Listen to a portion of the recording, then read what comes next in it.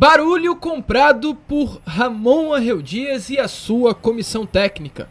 Tá chegando a hora também de Dimitri Payet, o camisa 10 francês, estrear com a camisa do Vasco da Gama. Vasco e Bahia. Payet estará em campo.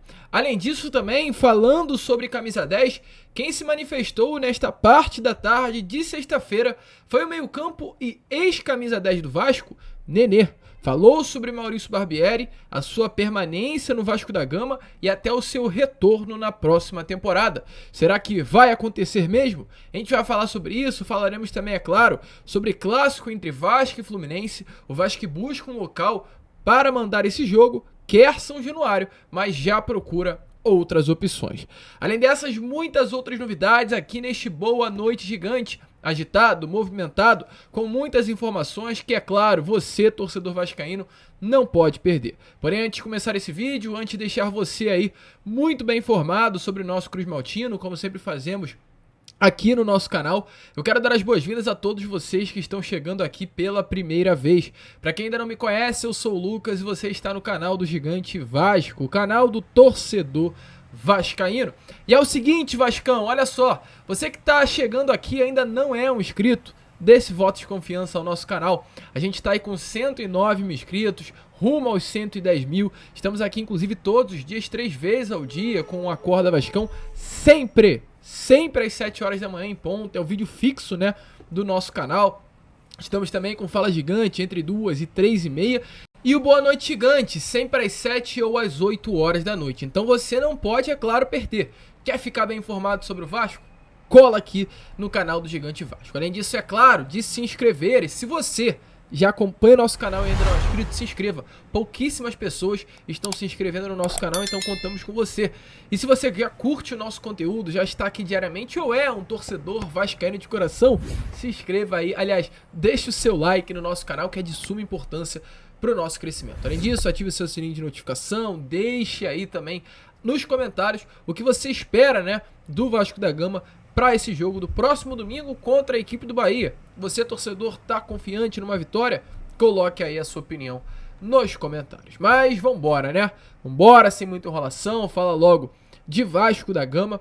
E olha, torcedor, eu quero começar aqui este Boa Noite Gigante de uma maneira mais leve, mais calma, mais tranquila, pra gente rir um pouco, né? Já estamos muito tensos devido a tudo que vem acontecendo durante essa semana se tratando do nosso Vasco, esses desrespeitos, essa questão de perseguição que hoje, infelizmente, o nosso clube vive. Então, para suavizar um pouquinho mais, eu quero neste Boa Noite Gigante começar o vídeo te fazendo uma pergunta.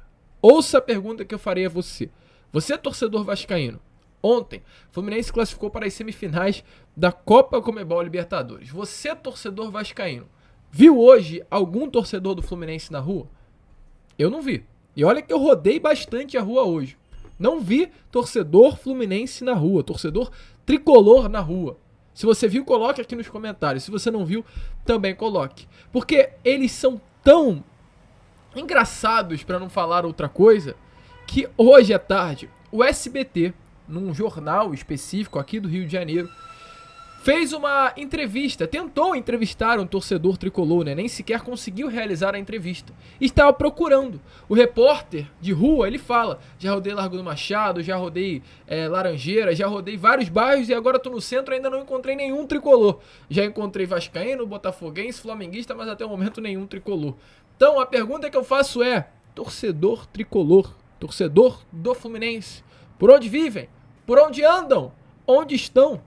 Dê uma olhada aí no repórter, de certa forma, né, brincando aí com a situação de não ter encontrado ninguém de torcedor fluminense para entrevistar nessa tarde de sexta-feira. No Paraguai, né? Isabelle, era para ser uma festa maior, né? Uma festa com mais gente. Só que não tô achando tricolor. Já passei, olha, no Largo da Carioca, já fui pro Largo do Machado, tô aqui na Uruguaiana agora e nada de tricolor. Parece até que o Flamengo foi o Botafogo, até mesmo o Vasco que ganhou, porque já achei vascaíno, já achei flamenguista, já achei botafoguense, mas tricolor ainda não. Dudu, vamos dar uma passeada com essa câmera aqui pra gente ver se a gente consegue achar um tricolor. Pessoal, tem algum tricolor aí? E aí, torcedor vascaíno, você também não viu um torcedor fluminense? Procura-se, né? Vamos criar uma plaquinha aí, escrito procura-se colocar no nosso canal, porque tá difícil de achar um torcedor do tricolor das Laranjeiras. E falando, inclusive, em Fluminense, no próximo dia 16 de setembro estará acontecendo esse clássico, né? Vasco e Fluminense, um jogo importante, um jogo duro, um jogo contra uma grande equipe. O Fluminense é uma equipe muito bem montada pelo técnico Fernando Diniz. Hoje, inclusive, na minha opinião, atrás do Abel, né, do Palmeiras, do Abel Ferreira, é a equipe que mais desempenha bem nesse futebol brasileiro, uma equipe muito bem organizada, taticamente, uma equipe que vai dar trabalho ao Vasco nesse próximo dia 16. É clássico, é inegável, é um jogo igual pelo fator clássico, mas será um jogo difícil para o Vasco da Gama devido ao adversário. E o Vasco ainda não tem um local definido para essa partida, o que é muito ruim, né? Porque normalmente os clubes se organizam com relação ao local em que atuará. Por exemplo, no próximo domingo o Vasco já sabe que vai atuar em Salvador contra a equipe do Bahia na Arena Fonte Nova. Então o Vasco prepara toda uma logística para essa partida. O Vasco terá esse jogo daqui a 15 dias contra o Fluminense, mas ainda não está definido aonde será realizado o jogo. O Vasco quer realizar essa partida em São Januário, a gente vem trazendo isso a vocês. É uma obsessão do Vasco da Gama levar Vasco e Fluminense para São Januário. O que temos a trazer aqui a vocês é que o desejo do Vasco é jogar esse clássico no Caldeirão e o clube pretende esgotar todas as possibilidades antes de partir para uma nova decisão. Então o Vasco quer esgotar todas as possibilidades possíveis para tentar levar esse jogo para São Januário. Não é tão fácil. O Vasco precisa quebrar duas barreiras, de fato, para conseguir levar esse jogo a São Januário. Uma barreira, a barreira do Tribunal de Justiça do Rio de Janeiro, que hoje fechou as portas de São Januário no julgamento que aconteceu nessa última quarta-feira e faz com que o Vasco não consiga levar público ao Caldeirão. O jogo pode ser em São Januário, porém sem público. E hoje o Vasco tenta quebrar, né, fazer cair essa ação, essa decisão dada pelo TJRJ nesta última quarta-feira para levar o clássico. Informação que temos nesse momento é que já há uma ação correndo no Supremo Tribunal Federal, uma ação movida pelo deputado Aliel Machado, que é do PV, Partido Político PV do Paraná, que solicita a liberação imediata de São Januário. E além desta barreira, o Vasco também enfrenta uma segunda barreira. Para quem acompanha o nosso canal sabe muito bem disso, que a gente já vem informando até com certa frequência a vocês. Nesse momento, a PM, a Polícia Militar aqui do Rio de Janeiro, ela proibiu o Vasco de mandar clássicos em São Januário. É uma determinação que já está correndo desde o dia 29 de maio deste ano, no sentido de proibir informações, distribuição de torcedores com proporção de 50% para cada time. No caso, São Januário não tem, né, como fazer essa divisão de 50-50. E além também proibir pelo fato de, segundo a PM, não ter condições do Vasco mandar os seus clássicos no local. Então, com isso, o Vasco tem que quebrar essa barreira do TJRJ e quebrar logo após essa barreira da PM. É uma situação muito complicada. Então, com isso, o Vasco vai até o que conseguir, vai até a última gota de suor para tentar mandar o clássico em São Januário. Porém, já vem procurando outras alternativas. A gente trouxe a vocês que o Vasco vinha conversando com a diretoria do Botafogo para mandar esse clássico no Newton Santos. De fato, houve conversas. Mas a informação que nós temos nesse momento é que a tendência é que esse jogo venha acabar acontecendo no Raulino de Oliveira. Volto a repetir, Vasco tentará São Januário.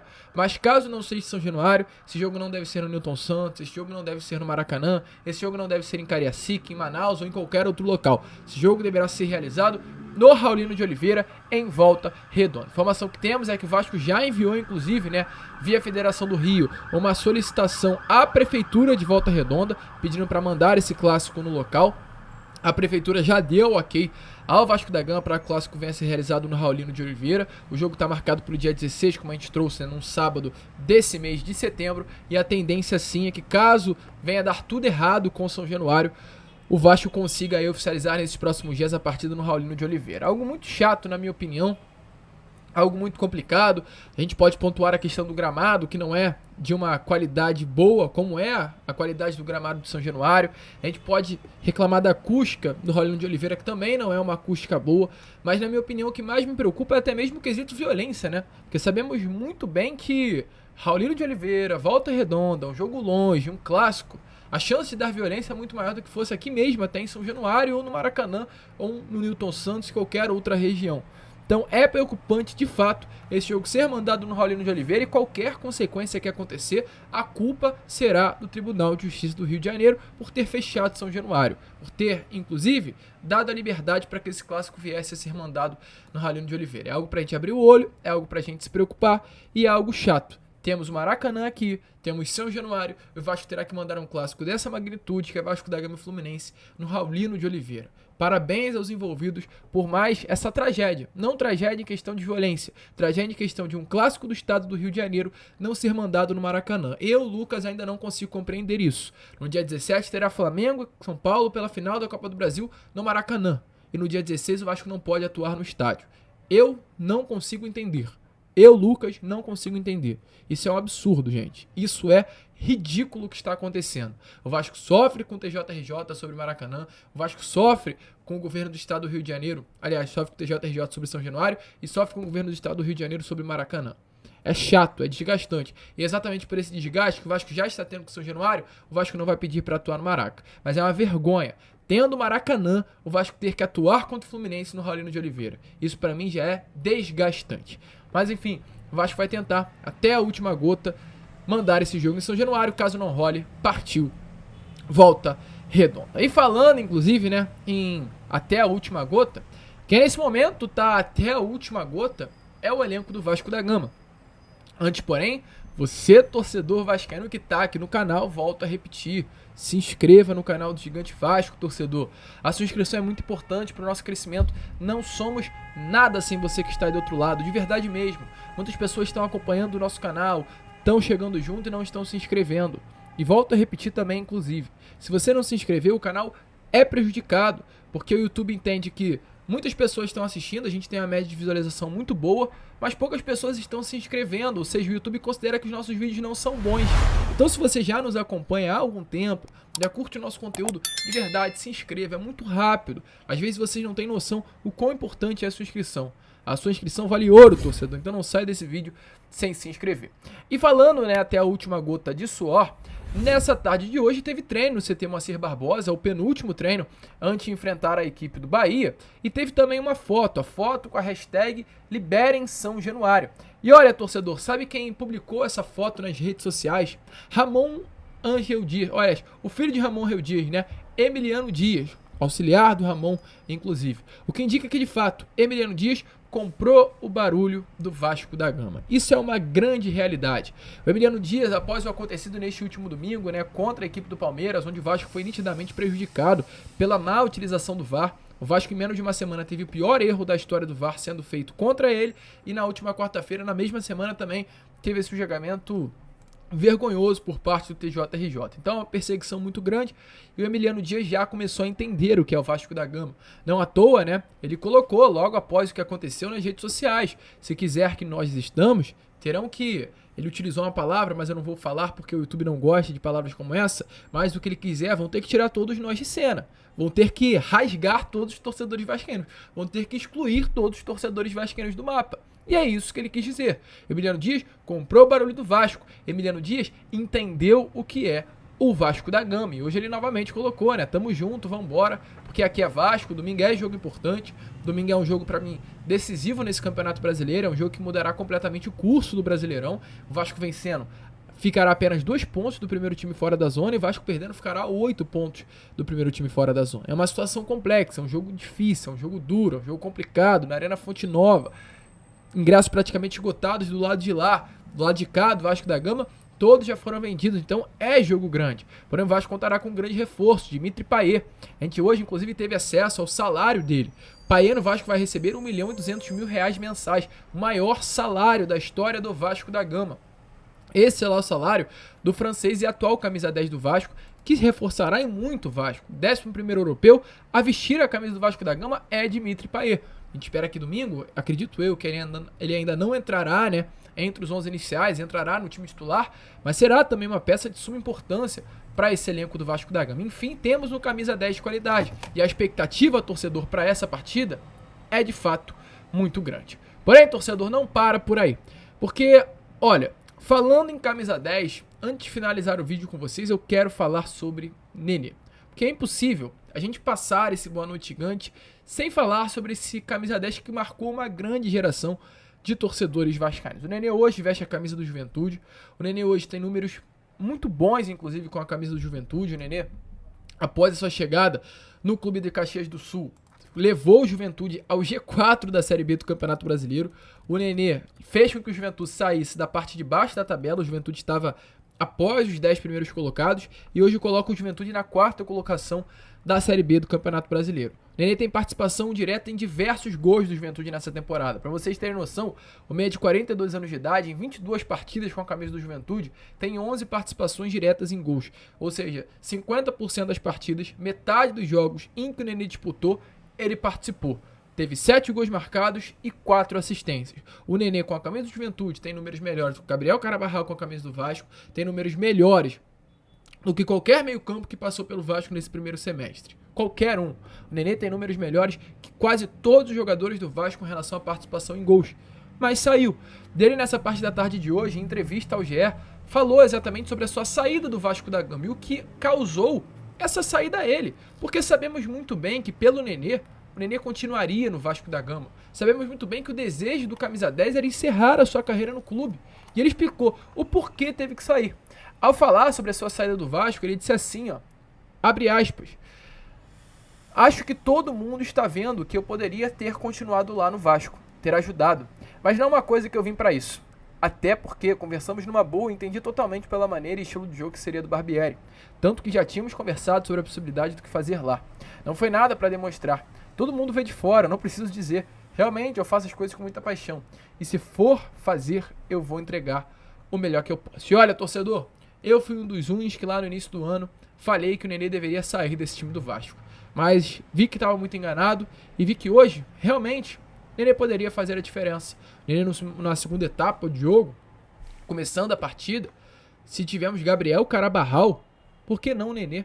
O Vasco passou todo esse primeiro semestre sem um camisa 10, sem um jogador de bola parada, sem um batedor de faltas, sem um cobrador de escanteios.